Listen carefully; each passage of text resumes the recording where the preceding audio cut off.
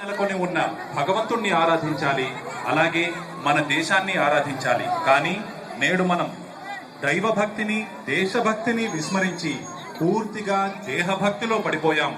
మన దేహాన్ని సంరక్షించుకోవడం, పెంచి పోషించుకోవడంలోనే పూర్తిగా మన మనసును సంలగ్నం చేస్తున్నాం.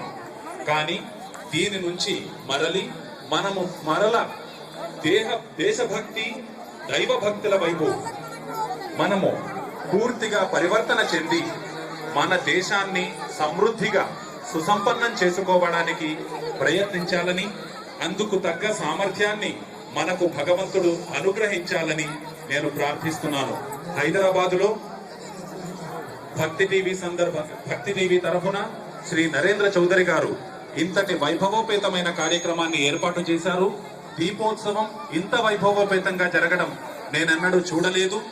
వారి ఈ ప్రయత్నానికి భగవంతుడు వారికి పరిపూర్ణ ఆశీస్సులు అందించాలని ప్రార్థిస్తున్నాం. భక్తి అనే తైలంతో మన జీవితంలో జ్ఞాన దీపాన్ని వెలిగించుకుందాం. ఆధ్యాత్మిక చింతనతో భారతదేశ సర్వతోముఖాభివృద్ధికి మనందరం పాటుపడదామన్న స్వామివారి ఆజ్ఞను మనందరం శిరసా పాటిద్దాం. తమ ఆశీస్సులు మనందరికీ అందించిన శ్రీ విశ్వేశతీర్థ స్వామి వారికి మరొకసారి ధన్యవాదాలు తెలియజేసుకుంటున్నాం. అలాగే తర్వాత గురువందన కార్యక్రమం ఉంటుంది.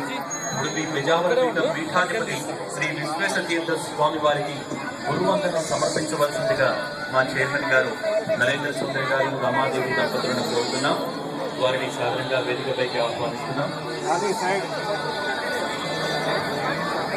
పరమహంస పరివ్రాజకాచార్య ఉడిపి పెంజావర్ పీఠాధిపతి శ్రీ విశ్వేశతీర్థ స్వామి వారికి గురువందనాన్ని సమర్పించవలసిందిగా మా చైర్మన్ గారు నరేంద్ర చౌదరి గారికి, రమాదేవి మేడంకి, అలాగే ఇక్కడికి విచ్చేసినటువంటి అతిథులను కోరుతున్నాము.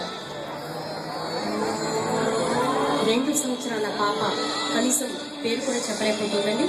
కోటి దీపోత్సవ వేదిక వద్ద ఉండి దయచేసి తల్లిదండ్రులు వచ్చి తీసుకెళ్లవలసిందిగా కోరుతున్నాము.